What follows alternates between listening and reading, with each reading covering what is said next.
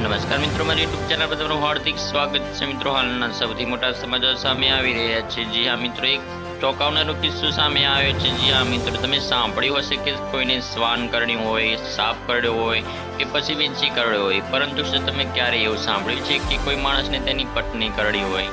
જી હા મિત્રો, મહીસાગર જિલ્લાના વીરપુરમાંથી આવી જ એક ઘટના સામે આવી છે, જ્યાં એક પતિએ તેની પત્ની કરડી હોવાનો દાવો કર્યો છે।